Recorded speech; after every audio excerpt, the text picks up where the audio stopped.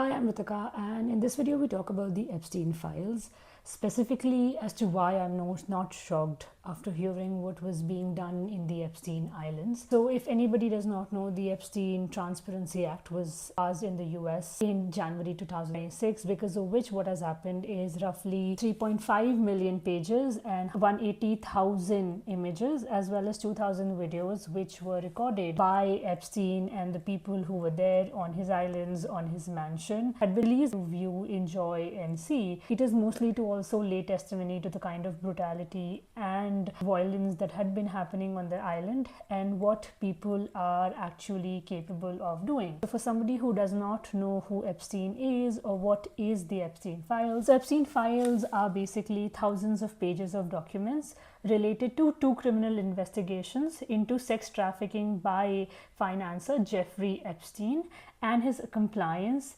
Ghislaine Maxwell. These documents, which includes travel vlogs, recordings and emails, have been a topic of conversation since the Epstein's death in 2019, which a lot of people claim that he did not actually die but was secretly removed from the prison. I've seen a lot of videos and photos on Reddit where somebody was recently falsely accused of being Jeffrey Epstein, what he clearly was not. But there have been a lot of speculation around that Jeffrey Epstein is still alive, and a lot of videos that you see are videos of that he was basically secretly removed from the prison and dummy body was kept in the place of him. It is said that he died by suicide. And for you to understand the gravity of the situation and big names involved, people as famous and people as rich as Bill Gates have been found in the list. So much so that it has been said that because he contracted HIV because of raping a minor and raping other women who were available to him in the mansion, that he has secretly slipped pills in his wife's drink so that she wouldn't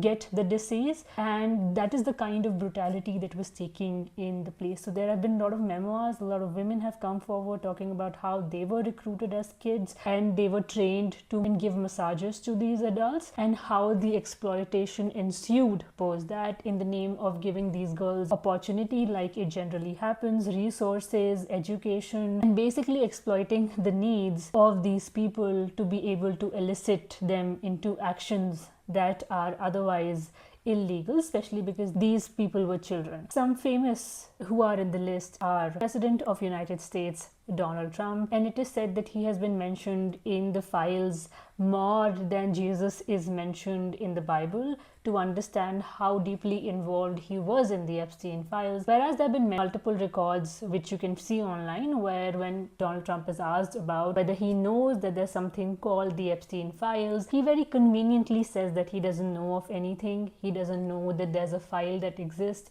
and now when the files are released you get to know of something like this, which is rather strange and weird, and which makes him complicit in the act so much so that he is willing to hide it. And he is also quote unquote started a war with Iran so that people do not talk about these files, and so that he is able to change the people's attention from the Epstein files and to prevent people from holding him accountable for the kind of crimes that he had committed. So there's somebody called Noam Chomsky, who is a very, very big critical thinker, whose name has also come in the files, that he had also visited the files. And a lot of people say that these scientists, these social scientists and all these critics were participating in these actions because they wanted something, or they wanted funding for their research, or they wanted some resources that could only be made available to them via the money that the others had. But that does not make the crime any less grievous. There's somebody called Bill Clinton, who is the former US president, and his name is also in the files. There's an Indian called Deepak Chopra. He has been also named in the files. Elon Musk has been named in the files. Prince of United Kingdom's Andrew Mountbatten Windsor has also been named in the file. And I think there's also a memoir by the survivor where she talks about being assaulted and raped by Andrew Mountbatten Windsor. To everyone's shock, even Stephen Hawking have been named in the files. He was supposedly very notoriously involved in the crimes which were happening in the island. So after the recent release of a documentary of Sean Combs, who was also known as Diddy, who was also complicit in the abuse, violence of somebody called Cassie, who was a very very famous singer back then, and how he had drugged people and proceeded to do things with them without their consent, has come forward. So the ideation is that it has been happening for a very long time, and these girls are now adults. I mean, there's this picture, older survivors hold pictures of themselves as young girls who were exploited and beaten and bruised in the Epstein Islands. One cannot help but think about how these young, impressionable girls were coerced into accepting violence, because perhaps they came from environments where they couldn't differentiate between what was right, what was wrong. They didn't have anybody to turn to. They were so gaslit, or they were so exploited and vulnerable, that there was no way they could come out. And we will never be able to know about the other so many women and girls who would have been exploited. We would never hear from them because they were murdered or killed or they died. I think two things that I would like to bring forward, and why I've started this video by talking about Jeffrey Epstein, is because I'm very disappointed with how people have received and reacted to the Epstein files. It is a documentation, and perhaps the largest documentation of the gravest crime that could ever be committed against women. They are sexually assaulted, bruised, battered, and they would carry the trauma of this violence forever in their lives. There's no end to how much they would ever face or feel. That this trauma is endless, that no matter how much therapy that they have, no matter how many times they get recognized for the crime they had to bear, it would sit like a ghost with them in their darkest, in their happiest hours, and no amount of compensation could ever give them back the innocence of not having to experience something like this. And how this trauma has been conveniently turned to memes. And people, although I do understand, and I do understand the criticism where a lot of people may say that memes are ways through which people come to terms with what has happened, and a lot of people's reaction, especially in the kind of world we live in, to anything is laughing, and it becomes a coping mechanism. Hence memes become a coping mechanism. But the larger reception and the reaction, which has only resulted in meme fodder for a lot of people, has really truly not only baffled me, but it has also saddened me, realizing कि इतना ही रह गया है. मतलब so much trauma that people have gone through. Imagine coming forward and talking about the worst kind of assault, violence that you would ever experience, and instead of people reacting to it in a positive way or sending solidarity, what they do is laugh at you or to make memes from it. And the other thing that I would like to say is that culturally I've seen that violence, whether it's sexual violence or any sort of violence or any sort of immorality, is allocated to people who are deemed poor. That immorality is deemed as virtue of people who do not have money or do not have had access to the kind of culture that we do. That is why you see a lot of reels on the Instagram where people talk about how, oh, he may be poor in terms of money, but he is rich in heart, as if these are two virtues which can be correlated. Money does not guarantee you having morality. But at the same time, if you see the people who are involved in such crimes, especially if you look at the Epstein files, are people who come from the best of the resources. Elon Musk, Donald Trump, Bill Clinton, all these people have had the best of the resources available. So it shatters that myth that immorality is a sign of you being poor, or poor decision happens because you are poor. Access to high culture gives you high morality, while none of these things correlate. The reason for me and why I'm saying that Epstein files do not scare me or do not shock me is because if you look around yourself, especially if I look around myself as an Indian, and the geographical and the cultural and the social milieu that I inhabit, all this sort of violence that you see in Epstein files has been happening around us. It's just a matter of fact that it was illegal or it is legal. For example, if you look in Afghanistan and places like Iran, where young girls are being married, I think in Iran girls as young as 9 years old can marry, whereas in Afghanistan it is the same age. Young girls can be married off. So what do you think is happening to these girls once they're married off? There's a lot of videos of people in Afghanistan. There's a lot of coverage which is done by BBC where they talk about how young girls are being sold, and these girls are sold because the parents do not have money. So these girls are sold to much older men so that the parents can have money to buy bread and let the other people in the family survive. So what is happening in the Epstein files and why it does not shock me is because we are surrounded by the very reality, we just choose not to see it. Apparently the problems of the West is always seen bigger and always get way more light than it should. What is happening in Palestine? A lot of survivors, a lot of women, a lot of people who are put into prison are sexually assaulted, are raped, but we never hear anything about it. Because then there's a privileging of the body. When white bodies are assaulted, or when the abuser is the white body, then it becomes more of a concern. But if the same crimes were done by brown bodies on brown bodies, then it becomes something which is allocated to us by the virtue of us being immoral, immaterial,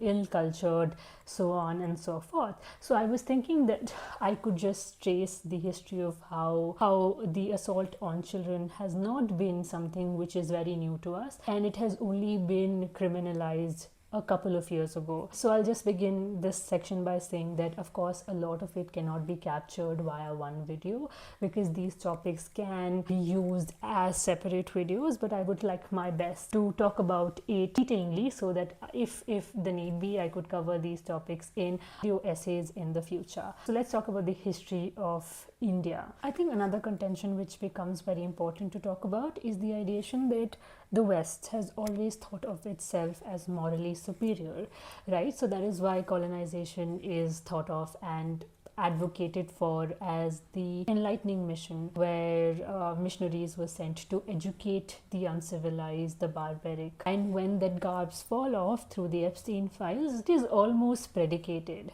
because people who have been at the hands of violations of these people know that violation has been happening from the beginning of time. As far as the history of India is concerned, I think the first recorded crime of marital rape comes 137 years ago, when a 10-year-old girl, Fulmoni Dasi or Das, was raped by her husband, who is 35 years old. Some say 30 years old, some say 35 years old, on their wedding night. Because of the brutality of the crime is so that she is unable to survive the crime. Because she is unable to survive the crime, her husband, who is almost 25-30 years older to her, Hari Mohan Maldi, there's a case which is being put on him, and he's found guilty of marital rape of a 10-year-old girl, and because of which the age of marriage is then set from 10 years old to 12 years old, but he is allowed to walk free because there's no provision of marital rape in India. Even today there's no provision of marital rape in India. One thing also which is very important that I talk about is the implementation of Bharatiya Nyaya Sanhita, which happened I think in 2024. And what has happened, because it has raised the Indian Penal Code, so now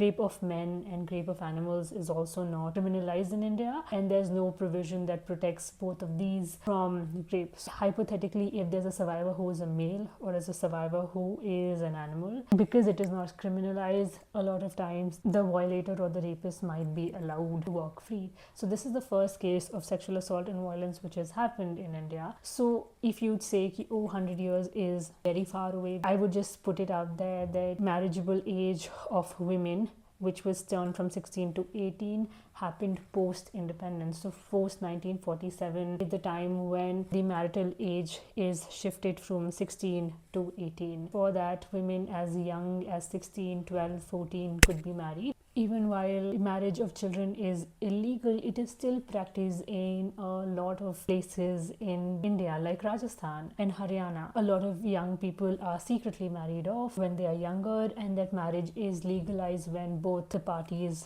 turn 18. I've already said that marriage in a lot of places, even in Pakistan, Afghanistan, Iran, a lot of Islamic countries, children as young as 9 years years old can be married. And what is the most tragic thing about this marriage is that almost and always these young girls are married off to much older men, and they are usually married for the sexual gratification of the man. That has been happening around the world for a very long time. There's a lot of countries in the world where children or child marriage is not illegal. So young people are married. A lot of times what happens is that men buy these young children, even in India, even in Delhi and Madhya Pradesh and all these states. A lot of these young girls from Northeast, from other parts of India, they are kidnapped, or they come to Delhi in the garb of getting naukris, and what happens to them is then they are prostituted or sexually exploited. And a lot of time these girls are not 18, they're much younger, and the people who are involved in the crime are often women. Pimps are almost always women. Men tend to do is that they take younger girls who do not come from financially strong families, and they give them sapna and hopes of a better life in another city or another country, and they run with them, and here they are sold, which I think is the story of Gangubai. If I've not watched the movie, but I think it is a very similar story of that. A lot of these girls are then sold into prostitution. It has been happening all across the globe, and it has been happening in India for the longest time, but it was just not legalized in their terms. And by no means am I contesting that the trauma of these girls are very different from the trauma of the women of the Epstein files or the survivor of the Epstein files, or that this trauma is bigger than that, or that trauma is bigger than this. I'm just merely pointing out that we have been surrounded by violence, and we are surrounded by people who have been raping and assaulting women from the beginning of time, and it has just been brushed under the carpet. There's something called the Epstein files which cannot be ignored, because a lot of creators have been making videos on it. It is on your face, is why it is so tragic, because you cannot ignore it. But it has been happening in our society, in every society from the beginning of time. Essentially, history is written on the exploitation of women. While we talk about women, it is also important to talk about men. So there's something called bachibazi as a concept, which is used in Afghanistan and some parts of Pakistan, where there are provisions where young girls are prohibited from entering public spaces. So young boys who are dressed up as women dance for these men. These young boys are also then subsequently exploited by much older men, because apparently these older men believe that graping men or graping young boys is less of a haram than graping young girls. While we briefly covered how sexual assault and violence is very much the part of our culture, our tradition in India and the subsequent countries that surround it, is very important to look at how some of our favorite thinkers and scholars, who I also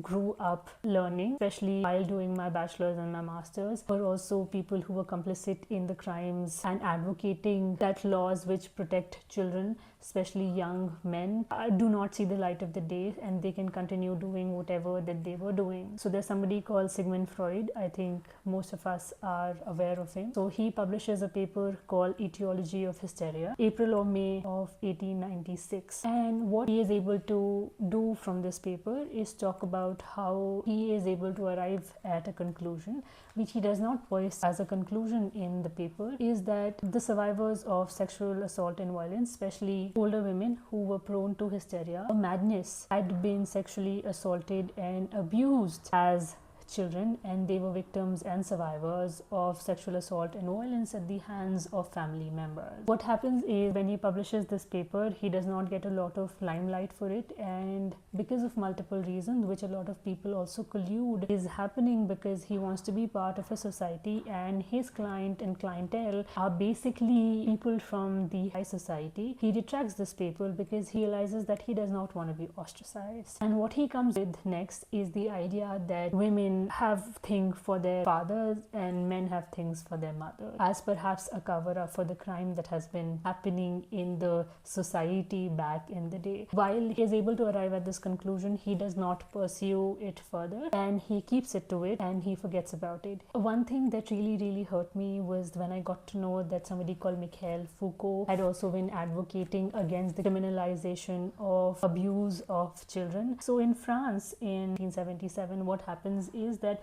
French petition against age of consent laws is released in retaliation of the ideation that the French government wanted to put the age up laws, which said that the age of consent for both the parties, younger children, male and female, would be 18 years of age. And these people are contesting against it, saying that if they have right to contraceptive, they might as well decide who they want to have sex with. There are multiple articles published online which talk about how Foucault defended the criminalization of pedophilia and rape. So there is this open letter which is published in a journal called Le Monde in 26 January 1977, and in this article it says precisely what I have said. We believe that there is an incongruity between the designation as a crime, which serves to legitimize such a severity, and the facts themselves, even more so between the equated law and the reality of everyday life in a society which tends to know about sexuality of children and adolescents. 13-year-olds are given the pill. For what doing? This open letter is signed by people such as Roland Barthes, Simone de Beauvoir, Sartre, Michel Foucault, of course. We know of somebody called Felix Guattari. All the prominent left French thinkers, Lyotard, Millet is on the list, Pierre is on the list, and all the bigger names we read in the criticism have signed this documentation. So this petition basically happens because 3 people are taken into custody for raping children, but these people contend that these people were involved in the crime, and this is not a crime because the young boys had consented to have sexual relationships with much older men, and they should have the right to decide whether they wanna have sexual relationships with much older men. So these young kids are 15 years old. All these prominent thinkers that we know of today are contesting that they are very much part of it and they should be allowed to choose their lives. So the letter that we were talking about was written by Gabrielle Matzneff, and it was signed by 69 people and published in Le Monde that we have talked about, presenting a defense of those people placed in pretrial detention for sexual relationship with children under the age of 15. So not 50 years ago, there were people who were contesting against the criminalization of rape of children. I think it's also very interesting and important to look at the beauty standards today, how women who act like children, who pretend to be innocent, कि उन्हें ज़्यादा दुनिया नहीं पता है, उन्हें कुछ नहीं पता है, कि oh, my husband is smarter than me, and perhaps men can be smarter than women, and I'm not contending against that, saying that when that becomes your personality and when that is celebrated, there's an infantilization of women, and it's a very reoccurring thing that you see online that has been happening, especially with the ideation that the common beauty standards are women, and something like looking younger is seen as a compliment, something like doll-like skin or white skin or glass skin. There's this idea of trying to look younger but not the emphasis on trying to be healthy. So there's always a punching down of the older women to look younger. Women are not allowed to age gracefully, they're not allowed to have hair, soft skin, hairless skin, baby skin are considered to be virtues, to be have something that one needs to work on. I think one thing that really annoys me is the idea of the last generation of innocent mothers. That is a topic that we will probably cover in another video essay. But my idea is that our beauty standards comprises of the fixation of men on younger women or children, and these beauty standards inculcate from that. I've also seen that there is a sexualization of the clothes which are available for younger girls. I think a lot of people have talked about how they are specially made in such a way that they end up sexualizing the young bodies. What's written on them is also rather weird. Clothes of girls are way shorter for their age, and young girls are never left by themselves. They are socially placed in a system which grooms them to be pretty, to be docile, to be objects for men's attention, fantasy, ideation, and so on. While sex dolls are very popular, there are children dolls which are being sold in the market. Shein had been selling them until the European Union put a stop on it, where people were buying sex dolls which looked like infants, which looked like young newborn children. There's also something called children sex tourism, which is, I think, very popular in countries like Vietnam, Thailand, where much older men can purchase time to have sexual relationship, rape young children without facing the consequences of it. The onset of social media, there's something which is called prostitution is happening digitally, where these young children and women, especially women and children who hail from poor and marginalized sectors of the society, they are made to perform in front of a camera for viewers to watch, and the watchers are charged $10 per minute, and then they can also govern these people to act as one pleases. So all these things have been happening right under the noses. The point that I've been trying to make throughout the video is that has been happening in our society from the beginning of time. I think Epstein file is just a tip of the iceberg which talks about what society is capable of doing to its own children. For example, one thing that I just remembered is rape videos are very popular in India. So if there's a crime which is able to garner a lot of attention online, a lot of people start searching videos of those exploitations. So what I'm trying to bring out and talk about is how the Epstein files have not shocked me, because if you look at the reality of the things which have been happening around you, this has been present all around us. Tell me one woman, tell me one girl who has not been touched inappropriately, who has not been looked at inappropriately, who has never felt uncomfortable in a public space, especially in the northern regions where women are seen as bodies which are only there to kind of look after and take care of their men. Thank you for watching this video. Let me know what you guys think in the comment section below. Bye.